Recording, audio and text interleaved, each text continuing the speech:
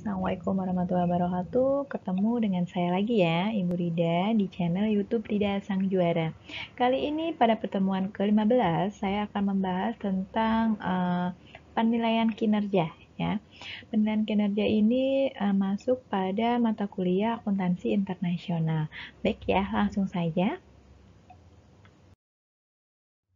Nah, untuk outline-nya yang akan kita bahas hari ini ada 10 ya, teman-teman ya. Yang pertama, kita ada ukuran kinerja keuangan, ukuran kinerja berdasarkan anggaran, ukuran kinerja berdasarkan ROI, ukuran kinerja berdasarkan non-keuangan, ukuran kinerja tepat, mata uang yang tepat, penentuan harga transfer atau transfer pricing, pertimbangan lain, yang kesembilan ada kinerja manajer dan kinerja anak perusahaan. Kemudian yang terakhir ada bukti komparatif tentang sistem penilaian kinerja. Untuk referensinya saya menggunakan bukunya Dr. Sunardi dan Danang Sunyoto ya. Nah, kita bahas dulu nih kan, kita mau membahas tentang penilaian kinerja. Kita bahas dulu nih apa sebenarnya ukuran kinerja itu banyak ya teman-temannya. Nah, yang dibahas dalam pembahasan kali ini hanya dua saja ya, berdasarkan ROI ya, return on investment, sama kinerja yang dianggarkan. Ya. Ada dua ukuran kinerja keuangan yang digunakan secara luas oleh perusahaan-perusahaan multinasional atau MNC, atau bisa disebut dengan perusahaan-perusahaan yang melewati batas negara. Kan kita konteksnya adalah internasional ya. Ada dua yang biasa dipakai. Pertama adalah ROI ya. ROI adalah return investment atau biasa disebut simpel dengan ROI saja ya. Ini adalah seberapa besar tingkat pengembalian atas investasi yang diberikan ya. Misalkan kita sebagai atau saya menjadi seorang investor, saya menanamkan modal di perusahaan A misalkan. Saya tanam saham, tanam modal di situ sekian persen. Nah, nanti pada saat saya sudah menjadi investor, kan saya pasti butuh tuh namanya feedbacknya ya, butuh returnnya, pengembaliannya atas modal yang saya tadi saya berikan. Misalkan saya memberikan saham kalau dinominalkan itu misalkan 100 juta. Nah, saya pasti mintanya lebih dari 100 juta ya, enggak? Karena kan pasti ada marginnya, ada laba, atau mungkin ada dividen-dividen, atau mungkin bonus-bonus yang lain. Nah, jadi bagaimana si ROI ini bisa mengukur berapa besar tingkat pengembalian atas modal yang saya berikan tadi, 100 juta yang tadi. Nah, kemudian yang kedua, kita ada kinerja yang dianggarkan ya, bisa disebut dengan budget performance ya. Ini adalah komparasi antara kinerja aktual ya, realisasi dengan kinerja yang dianggarkan atau anggaran ya.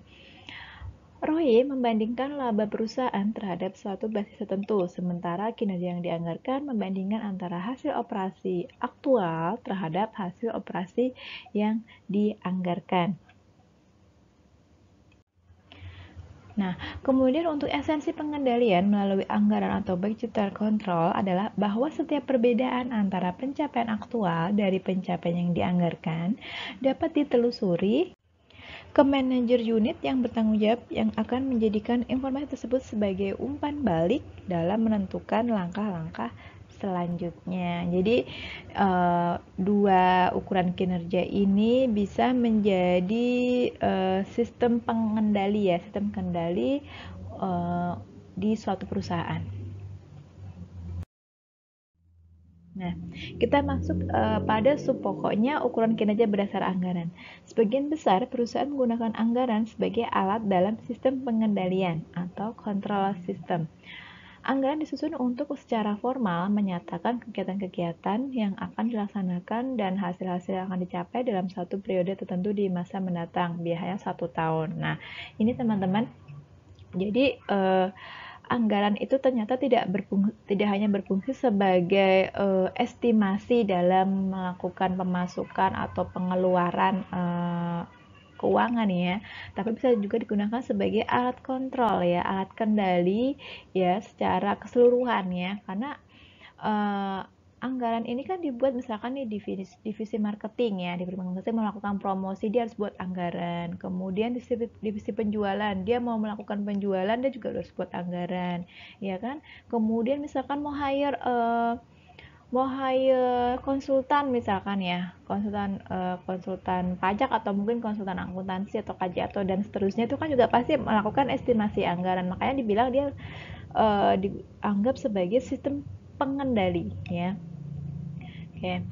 Terhadap anggaran inilah kegiatan dan pencapaian aktual akan diperbandingkan dalam rangka evaluasi kinerja manajerial dan evaluasi kinerja unit bisnis. Dengan demikian, penyusunan anggaran merupakan tahap yang penting untuk terbentuknya suatu sistem pengendalian yang efektif ya dalam upaya perusahaan untuk mencapai goal yang ditetapkan. Jadi anggaran ini selain dia sebagai sistem pengendali, dia juga sebagai salah satu evaluasi kinerja secara manajerial ya. Nanti apabila sudah terrealisasi, kita bisa mengcompare bagaimana sih antara aktualnya dengan estimasi anggarannya, apakah dia lebih besar, apakah dia lebih kecil, apakah justru minus, nah atau kalau dia lebih atau surplus gitu kan. Nah, kita bisa lihat dari anggaran ini. Oke, masih sambungannya, penganggaran dan evaluasi kinerja secara kritis dihubungkan dalam hal bahwa anggaran menentukan kinerja di mana unit-unit operasi dalam sebuah perusahaan akan dievaluasi pada akhir periode. Tentu dong ya kan, namanya kita laporan keuangan kan satu periode ya, dimulai dari 1 Januari sampai dengan Desember. Tentunya ini dibuat anggarannya juga untuk satu periode. Jika anggaran digunakan untuk memotivasi karyawan dan untuk membantu menciptakan keselarasan tujuan atau goal kongruen antara karyawan dan organisasi, maka anggaran harus menetapkan kriteria yang baik dan yang layak untuk dicapai karyawan. Jadi, manfaat lain dari anggaran itu sendiri adalah dia dapat memotivasi karyawannya. Kalau misalkan nih, tadi sudah membuat anggaran. Nah, kan yang namanya anggaran itu kan pasti disosialisasikan untuk seluruh karyawan tertentu ya yang berhubungan ya, yang pihak-pihak yang berkepentingan. Nah, di situ dia akan lebih paham ya, kalau dia sudah tahu anggarannya sekian. Nah, kita tahu nih target kedepannya bagaimana. Nah, itu akan lebih memotivasi karyawan dalam bekerja ya.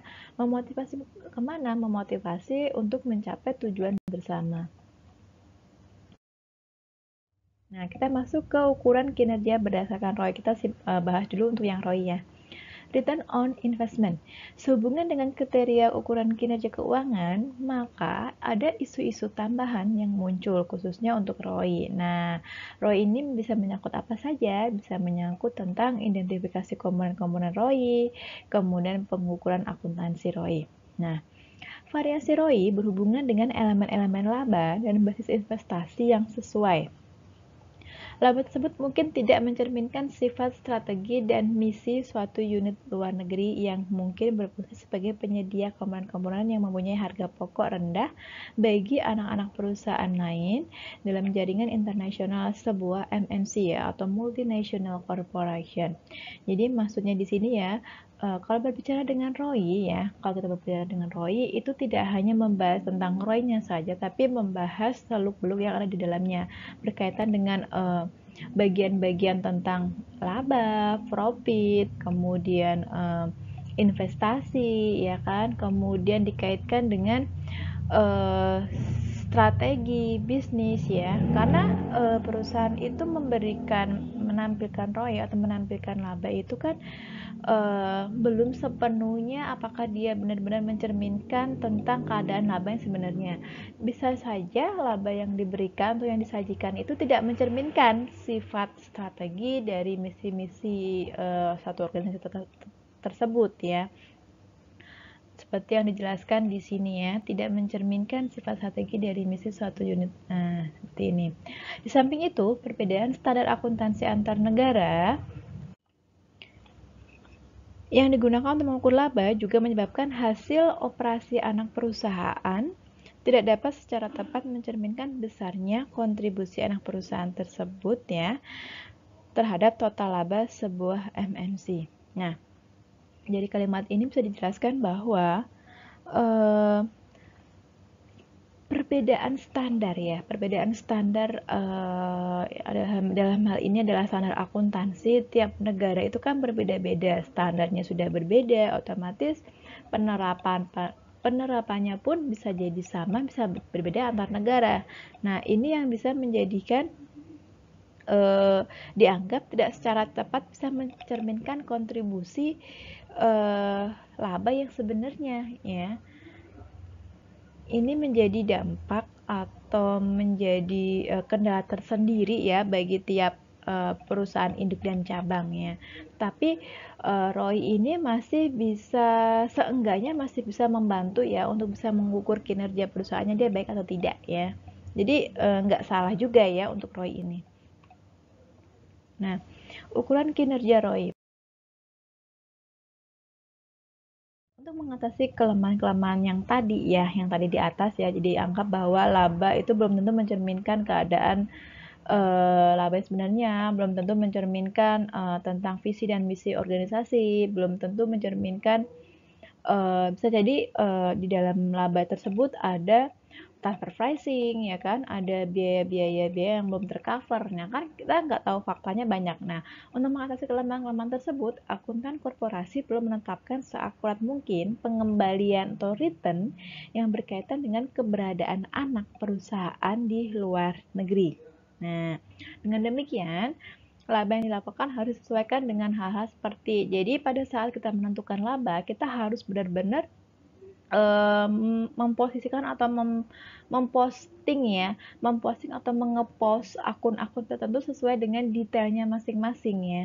Kalau misalkan dia untuk pembayaran royalti, jelaskanlah dia untuk pembayaran royalti. Kemudian kalau misalkan dia biaya jasa, jasa apa gitu kan.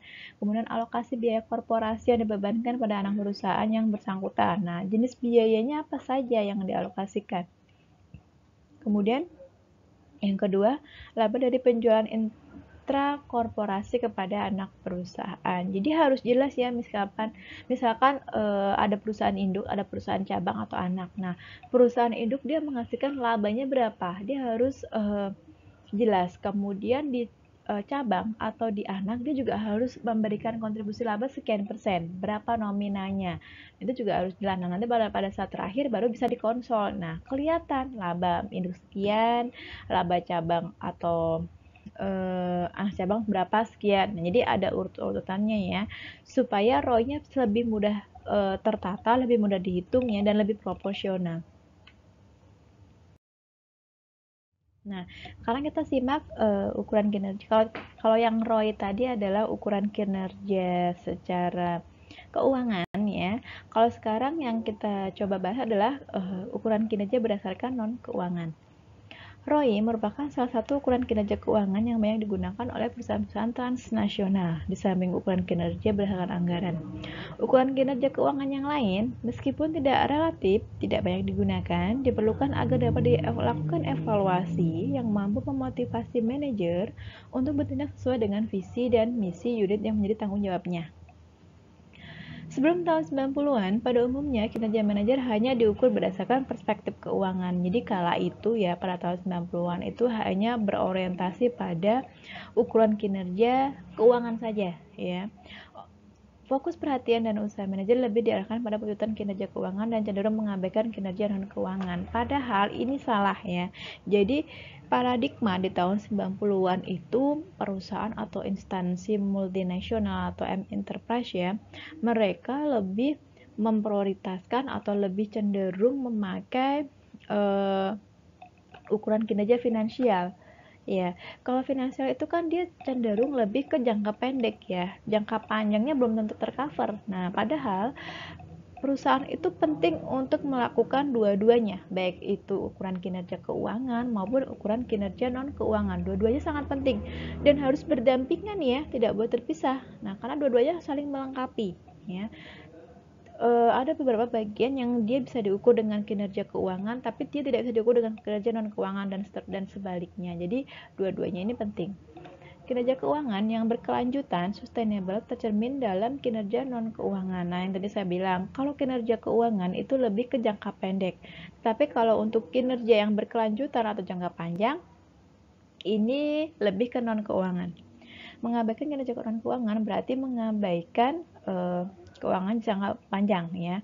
Untuk mengukur kinerja manajemen ya diperlukan ukuran komprehensif ya. Ukuran komprehensif di sini dijelaskan ada balance scorecard. Nah, teman-teman tahu ya, sudah pernah belajar tentang BSC ya, balance scorecard, di mana balance scorecard itu adalah salah satu bentuk atau alat ukur ya untuk menilai kinerja perusahaan ya atau suatu organisasi ya, entah itu kinerja entitas bisnis atau kinerja operasi ya, dengan menggunakan 4 perspektif.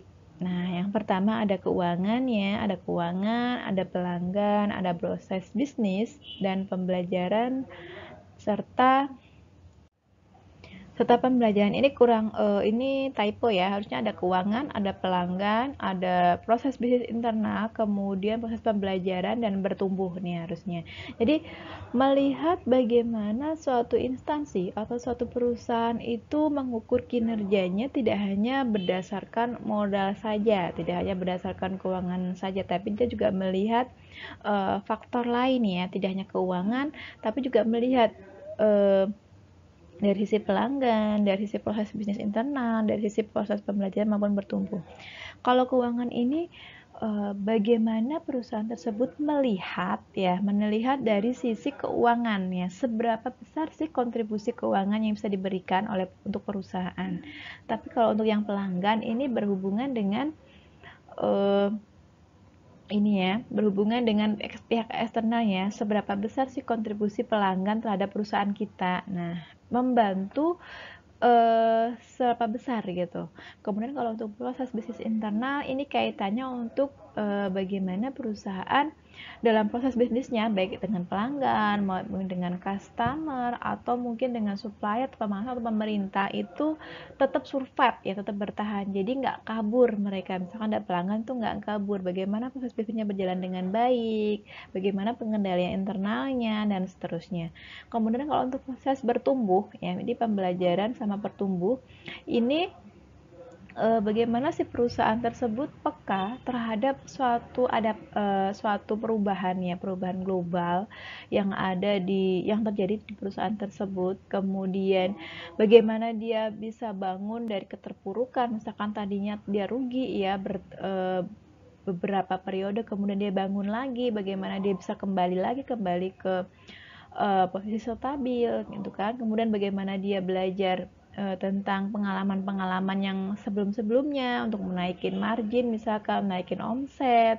Jadi proses review ya kalau untuk proses pembelajaran dan bertumbuh ini. Jadi ini juga merupakan salah satu ukuran kinerja non keuangan. Jadi BSC itu atau BS Scorecard itu merupakan ukuran kinerja yang non keuangan ya teman-teman, jangan sampai salah ya. BSC itu bukan dari sisi keuangan tapi adalah berdasarkan non keuangan ya. Oke.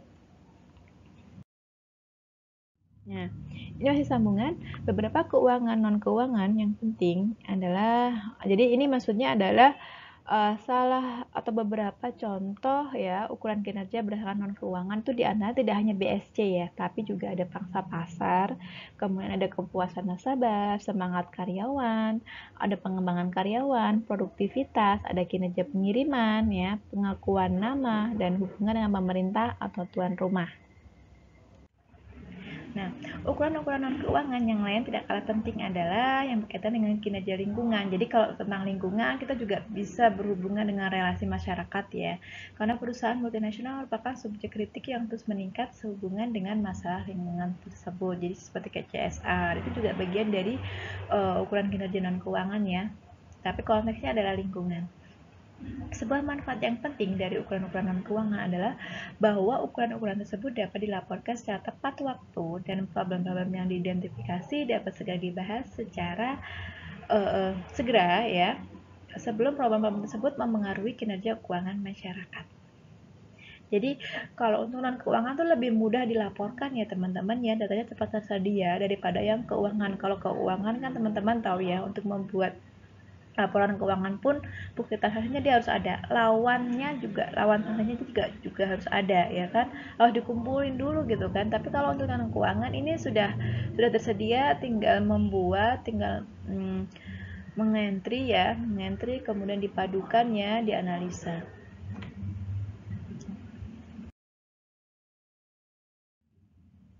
Nah, ukuran kinerja yang tepat penting bagi manajemen korporat untuk memilih basis pengukuran kinerja yang tepat pada awal proses anggarannya. Terdapat beberapa kriteria yang dapat digunakan untuk mengukur kinerja. Jarang ditemukan bahwa sebuah basis tunggal dapat digunakan untuk sebuah unit bisnis dalam sebuah MNC. MNC itu multinational corporation ya. Jadi sementara unit material dan biaya tenaga kerja, kualitas produk dan tingkat produksi atau tingkat penggunaan kapasitas pabrik adalah tepat untuk sebuah divisi di Indonesia. Pendapatan penjualan, pangsa pasar, dan kepuasan pelanggan boleh jadi merupakan ukuran-ukuran yang bermakna bagi divisi penjualan reguler yang berlokasi di Singapura. Jadi ini adalah salah satu contoh gambaran. Kalau di Singapura mereka itu lebih kepada ukuran-ukuran lebih fokus ya, lebih fokus untuk ukuran penjualan, kemudian pangsa pasar, kemudian kepuasan pelanggan. Kalau di Indonesia sendiri justru yang dipikirkan adalah apa? Materialnya, unit materialnya, kemudian seberapa besar biaya bahan bakunya, tenaga kerjanya, overhead, kemudian kualitas produknya bagaimana pada saat masuk, pada saat dijual ya. Kemudian tingkat produksinya dan penggunaan kapasitas pabrik. Jadi memang sedikit berbeda ya antara satu negara dengan negara lain. Pemilihan ukuran kinerja yang tepat juga menuntut manajemen korporat untuk mereview secara periodis kriteria untuk masing-masing unit sebagai peran strategisnya dalam perubahan perusahaan atau lingkungan bisnis lokalnya berkembang. Jadi ceritanya untuk yang ini ya, dianggap bahwa kalau kita memiliki suatu instansi atau organisasi, kita harus jeli ya, sebagai manajer tingkat atas atau top manajemen itu harus hati-hati dalam merumuskan strateginya ya, harus hati-hati dalam menentukan kinerja yang tepat ya. Kinerja kan ukuran ini kan banyak ya. Nah, harus bisa membaca ukuran kinerja mana sih yang bisa atau yang cocok untuk perusahaan tersebut ya. Itu harus bisa memilah dan menentukan mana yang cocok. Nah, ini digunakan untuk apa? Digunakan untuk manakala nanti perusahaan itu bisa berkembang lebih baik ya, bisa berkembang lebih baik, kemudian dia juga adaptif terhadap semua perubahan-perubahan ya. Apalagi kan ini juga sudah global, otomatis dia harus setiap ada perubahan dia harus sigap mengatasi. Itu juga bagian dari tantangan atau analisis SWOT ya. Nah, mata uang yang tepat. Ada dua faktor yang harus dipertimbangkan perusahaan dalam memilih mata uang yang akan digunakan. Ya, pertama, ya, peran anak perusahaan tersebut dalam strategi perusahaan keseluruhan. Ini berkaitan dengan pembahasan mengenai ukuran kinerja yang tepat, seperti yang dibahas yang di awal ya. Jika peran anak perusahaan sekarang adalah untuk memberikan kontribusi laba terhadap MNC secara keseluruhan, adalah tepat jika digunakan valuta induk perusahaan untuk mengukur kinerja. Tetapi, jika peran anak tersebut bukan sebagai kontribusi laba, misalnya cuma hanya sebagai riset atau pengembangan, yang mungkin yang tepat digunakan adalah valuta lokal. Nah, jadi teman-teman nanti pada saat sudah bekerja di perusahaan multinational corporation misalkan ya, dan teman-teman menjadi seorang manajer gitu ya, atau mungkin entah itu middle management atau top management. Nah, teman-teman juga harus hati-hati ya. Harus melihat dulu misalkan punya perusahaannya lebih dari satu, punya anak cabang di luar negeri. Harus bisa memilih mata uang yang tepat ya. Mata uang, maksudnya mata uang di sini adalah konteksnya untuk mata uang lalu lintas operasi ya.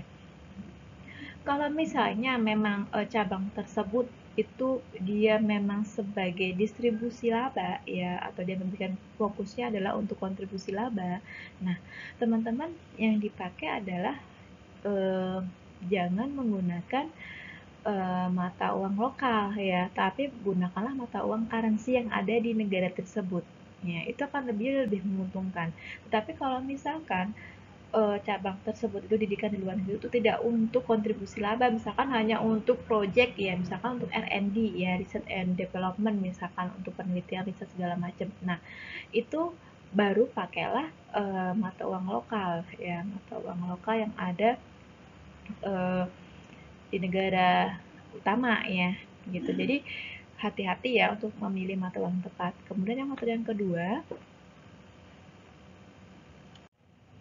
berkaitan dengan pertanggungjawaban utama terhadap manajemen risiko falas yang ada jika perusahaan mempunyai operasi dana yang berpusat di kantor pusat korporat dengan otoritas eksklusif untuk mengelola risiko falas, maka valuta lokal merupakan satu-satunya yang harus digunakan untuk mengukur anak perusahaan asing ya. Tetapi jika manajemen risiko falas didesentralisasi pada masing-masing anak perusahaan sehingga masing-masing mempunyai otonomi, maka tidak beralasan untuk menggunakan valuta induk perusahaan dalam mengevaluasi kinerja anak perusahaan. Jadi kalau yang faktor yang kedua ini, manakala perusahaan tersebut ya dia menerapkan sistem sentralisasi ya, semuanya ada pelaporannya di pusat. Nah itu justru bisa menggunakan mata uang yang ada itu mata uang lokal ya, pakai mata uang lokal. Tapi kalau misalkan dia tidak melakukan sentralistik atau dia melakukan desentralisasi masing-masing ya, jadi kewenangan perusahaan itu bisa diinduk, bisa dicabang ya, itu berarti baru bisa boleh menggunakan mata uang atau valuta induk ya, mata uang utama yang ada di negara induk ya. Misalkan induknya di Indonesia berarti pakailah rupiah gitu. Jadi kita harus melihat dulu pada saat menggunakan pemilihan mata uang yang tepat ini, apakah dia berdasarkan cabangnya tersebut, apakah dia memberikan kontribusi apa atau tidak. Yang kedua, apakah sistem kewenangannya dia menggunakan sentralistik atau sentralisasi atau menggunakan desentralisasi. Jadi kita harus melihat dulu ya. Oke. Baik. Masuk pada penentuan harga transfer. Harga transfer adalah harga di mana barang atau jasa ditransfer antar entitas yang berafiliasi dalam sebuah organisasi. Ya, harga transfer dapat berbasis pasar, berbasis call, dan dinegosiasi. Jadi kayak berbasis pasar, berbasis call, dan negosiasi adalah jenis-jenis metode harga transfer ya, itu bukan jenisnya. Tipe kebijakan penentuan harga transfer dalam sebuah organisasi mempengaruhi pendapatan dari divisi penjualan dan cost dari divisi pembelian. Dan karena itu dapat mempunyai pengaruh yang besar terhadap profitabilitas masing-masing anak perusahaan yang terlibat dalam perdagangan antar perusahaan. Jadi yang teman-teman ketahui pasti udah belajar ya tentang harga transfer ya. Jadi harga transfer itu adalah misalkan ada induk dan anak. Induknya misalkan Indonesia, anaknya di luar negeri. Nah kan berafiliasi kan kerjasama, ada utang piutang segala macam. Misalkan induk mau menjual barang ke anak dan seterusnya dan sebaliknya, atau mungkin mau melakukan lagi nanti di sub anaknya lagi dan seterusnya. Itu merupakan negara-negara yang itu merupakan negara organisasi ya, organisasi yang melakukan harga transfer karena dia berafiliasi ya. Jadi apa sih yang ditransferkan, ya barang ya jasa.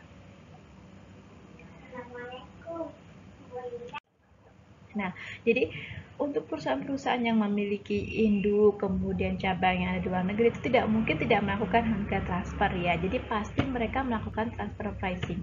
Cuman saatnya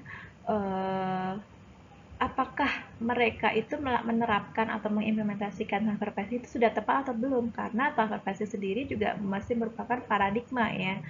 Ada yang mengatakan bahwa transfer pricing itu legal, ada yang mengatakan transfer pricing itu ilegal. Karena ini juga tergantung dari si pelakunya ya. Selama organisasi tersebut atau perusahaan tersebut dia melakukan dengan tahap-tahap yang masih diizinkan ya, dan sesuai dengan ketentuan perpajakan, tidak ada masalah ya. Jadi masih fun karena ada suatu perjanjian antara yurisdiksi satu negara dengan negara lain tentang perpajakan kaitannya dengan transfer pricing ini. Jadi ada aturannya, ada MOU-nya ya.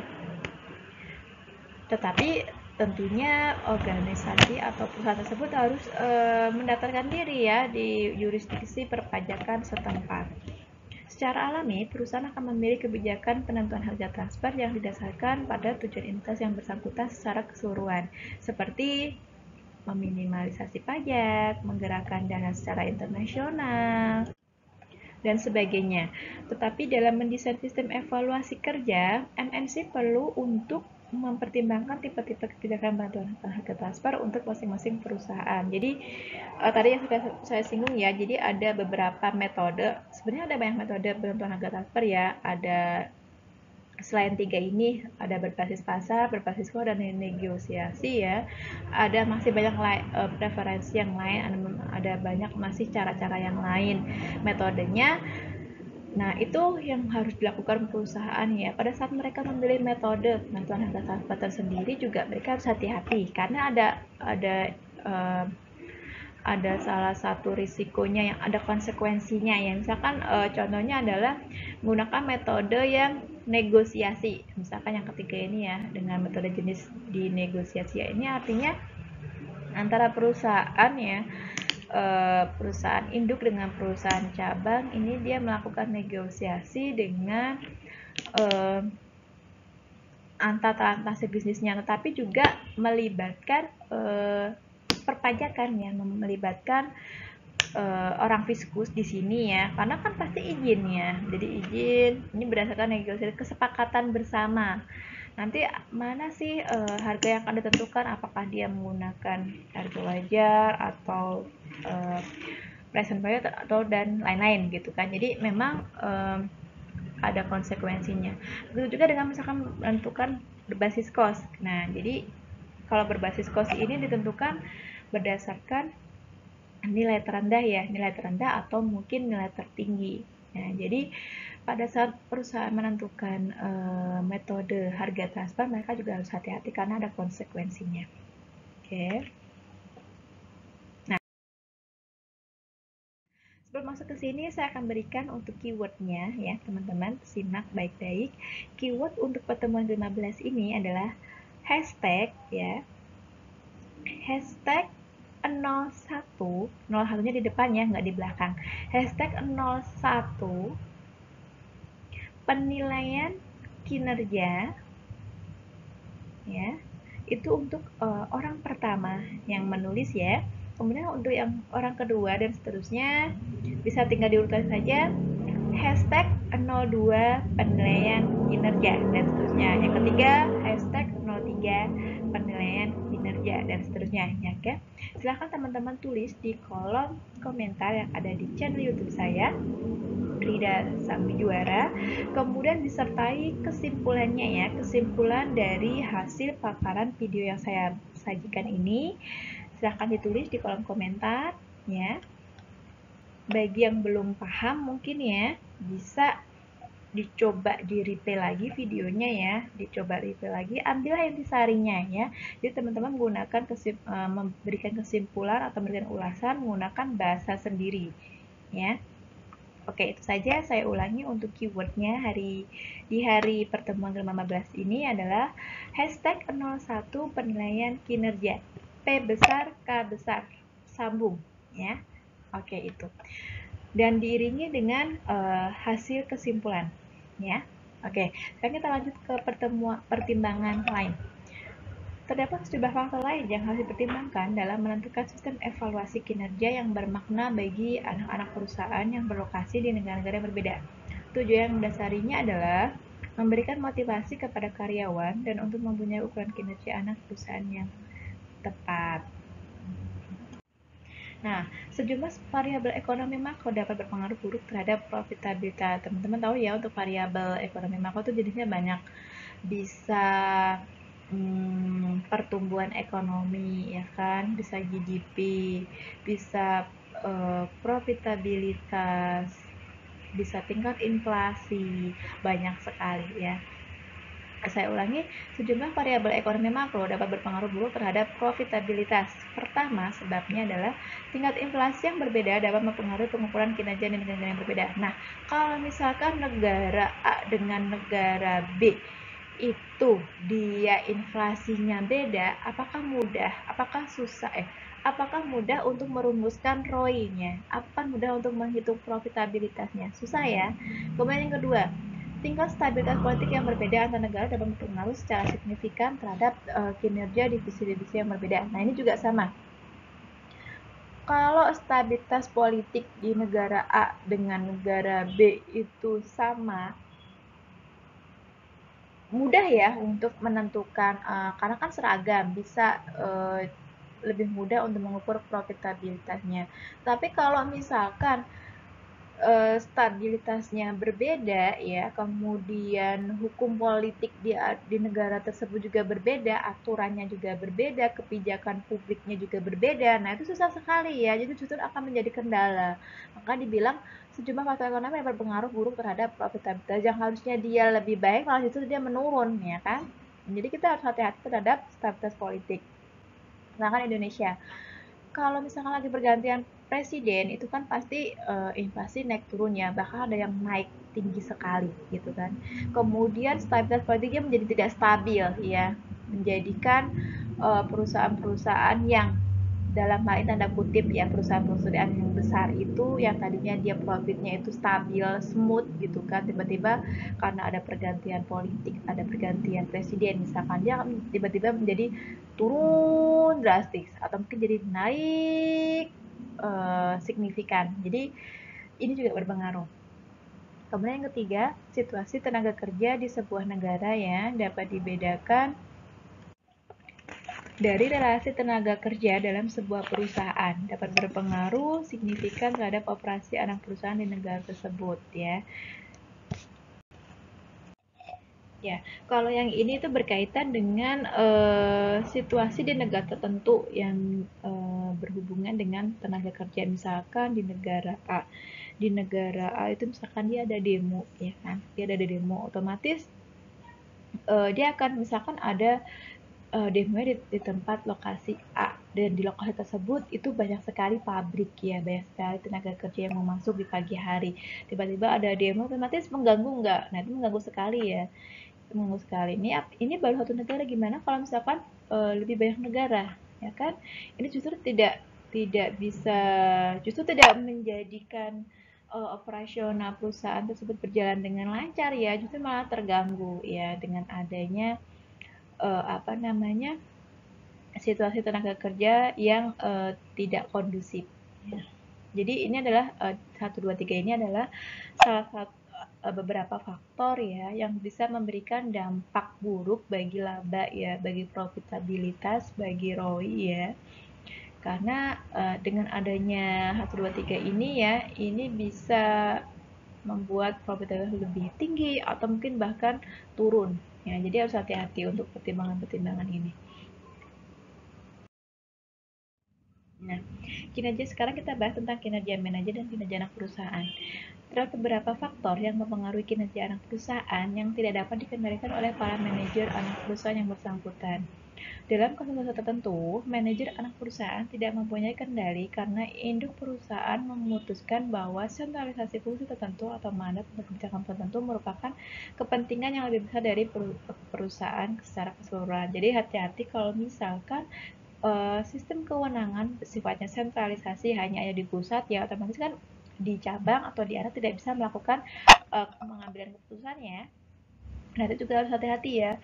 Terus atau juga mungkin melakukan sistem kewenangan desentralisasi, pengambilan keputusan bisa diambil di anak cabang. Tetapi pada saat sudah diberikan kewenangan, dia tidak berani mengambil keputusan, takutnya nanti beresiko tidak untung. Nah, kan otomatis nanti ada tanggung jawab, ada konsekuensi terhadap perusahaan induk ya, apakah nanti dia akan dipotong gajinya, atau mungkin dia akan mengganti rugi dan lain sebagainya. Jadi ini juga merupakan problem ya, kaitannya dengan kinerja manajer dan kinerja anak perusahaan. Jadi memang harus hati-hati ya.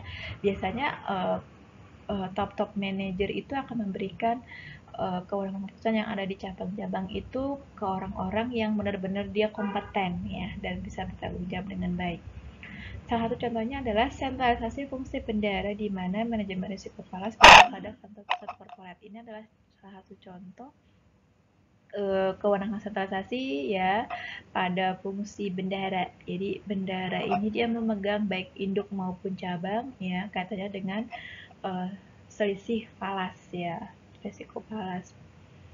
Kemudian argumen bahwa kebijakan yang dipilih adalah untuk keuntungan ya, Ya, argumen bahwa kebijakan yang dipilih adalah untuk keuntungan perusahaan keseluruhan tidak dapat menimbulkan persepsi keadilan bagi manajer anak perusahaan ya, yang kinerjanya dievaluasi berdasarkan faktor-faktor yang tidak dapat dikendalikan manajer tersebut. Nah, nanti misalkan ada kebijakan ya yang akan dipilih itu juga harus hati-hati, takutnya nanti bisa menyerang beberapa pihak ya, takutnya nanti di cabang ya, dengan adanya keputusan yang diambil itu justru mengganggu atau meresahkan kepentingan untuk manajer yang ada di induk. Nah, itu juga harus hati-hati ya. Jadi pada saat mengambil keputusan itu harus benar-benar didiskusikan terdahulu, baik maupun anak maupun cabang, supaya dapat keputusan yang lebih baik. Nah, terdapat variabel ekonomi, inflasi, pergolakan tenaga kerja, instabilitas politik yang bahkan kantor pusat pun tidak dapat mengendalikannya, tetapi dapat berdampak signifikan terhadap kinerja anak-anak perusahaan di berbagai negara. Jadi memang beberapa ini ya, variabel ekonomi, baik makro, tidak, kalau mikro sih masih bisa terkendali ya di dalam internal perusahaan, karena kan ini lingkupnya kecil, nasional. Tapi kalau sudah masuk ke lingkup makro, besar ya, itu harus hati-hati. Nah, ini beberapa riset ya tentang bukti komparatif perbandingan tentang sistem dengan kinerja. Para peneliti telah menguji bagaimana anggaran dan sistem evaluasi kinerja digunakan secara global. Banyak dari penelitian ini yang membandingkan praktek-praktek di negara-negara barat, misalnya ada Australia, ada Inggris, ada Amerika Serikat, dengan praktek-praktek di Jepang. Sebuah review atas bukti dari studi ini bersifat instruktif ya, membangun sifatnya.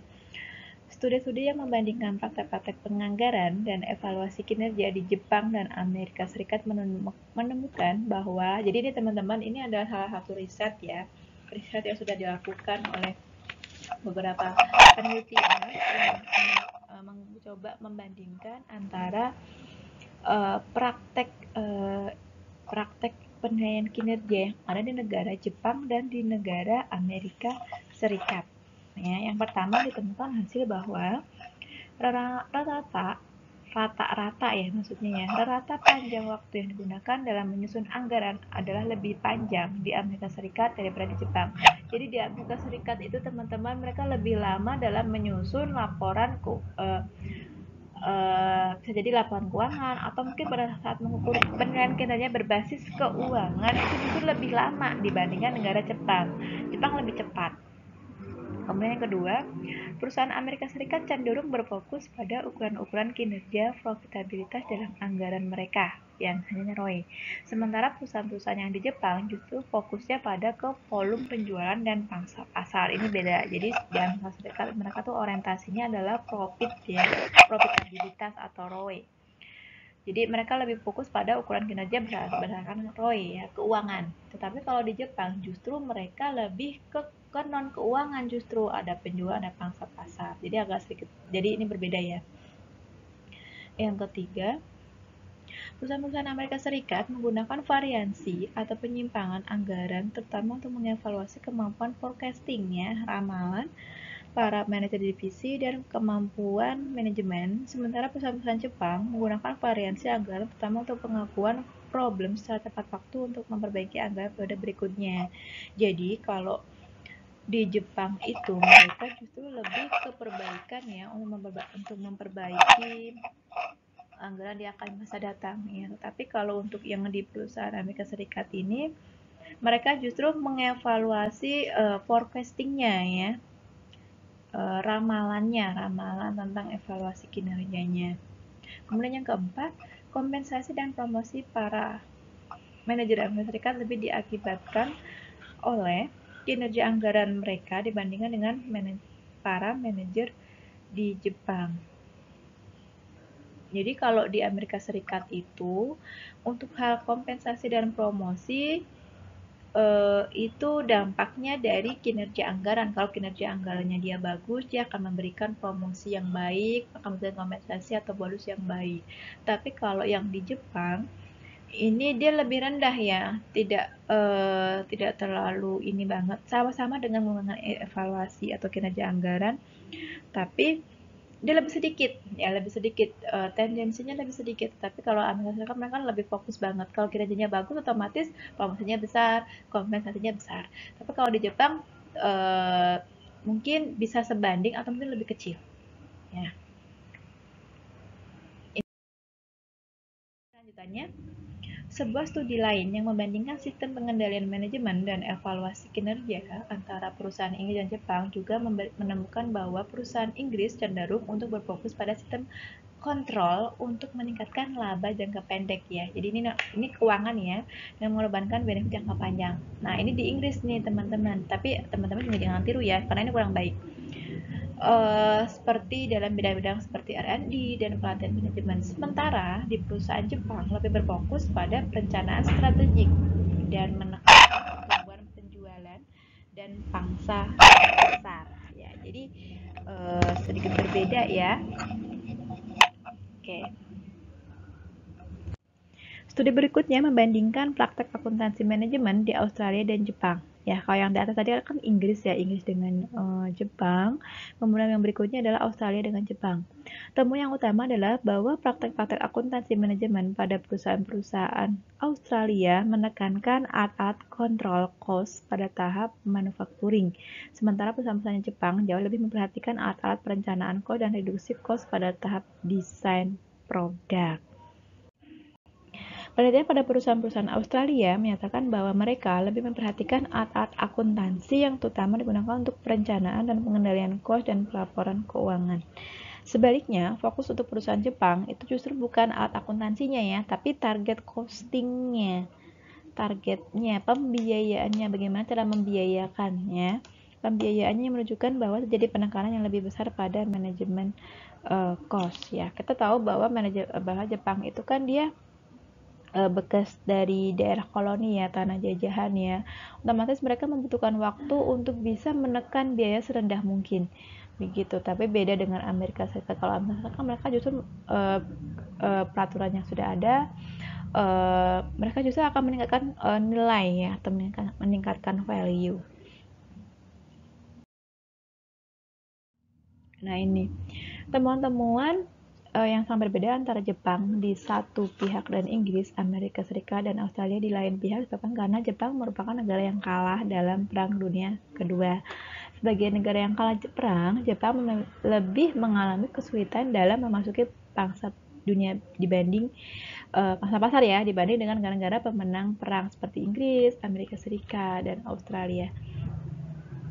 Oleh karena itu, Jepang berupaya menekan kos rendah mungkin sebagai strateginya untuk memasuki pasar dunia. Nah, Jepang berusaha menekan kos rendah mungkin sebagai strateginya untuk memasuki pasar dunia. Ini dilakukan untuk menghilangkan kegiatan-kegiatan bukan penambah nilai. Sementara Amerika Serikat lebih menekankan pada menyempurnakan kegiatan penambah nilai. Jadi kalau yang di Jepang itu karena dia bekas tanah jajahan gitu kan, negara jajahan, mereka lebih menekan biaya serendah mungkin ya, mencoba untuk bagaimana memasuki pasar, karena kan susah ya untuk negara-negara yang bekas yang jajahan ya. Tapi untuk negara yang menjajah justru seperti Amerika Serikat, mereka justru akan mencoba mempertahankan value yang sudah ada atau meningkatkan justru. Jadi sedikit berbeda ya di sini ya teman-teman. Oke. Nah, sekian cukup ya untuk materi di pertemuan 15 kali ini pada mata kuliah Akuntansi Internasional. Jangan lupa teman-teman untuk like ya, untuk like dan subscribe. Komentar boleh, komentar yang sopan ya. Jangan lupa untuk keywordnya tadi sudah saya sampaikan di tengah-tengah presentasi saya, pemaparan saya beserta kesimpulannya ya. Berikan kesimpulan menggunakan bahasa sendiri ya. Oke, jangan lupa teman-teman untuk juga share ya materi ini ke teman-teman yang lain manakala materi ini bermanfaat. Oke, itu saja dari saya. Mohon maaf apabila ada kalimat atau tutur kata saya yang kurang berkenan. Mohon maaf jika ada pemaparan saya yang kurang berkenan juga. Saya akhiri untuk perkuliahan hari ini. Wabillahi taufiq wal hidayah. Wassalamualaikum warahmatullahi wabarakatuh.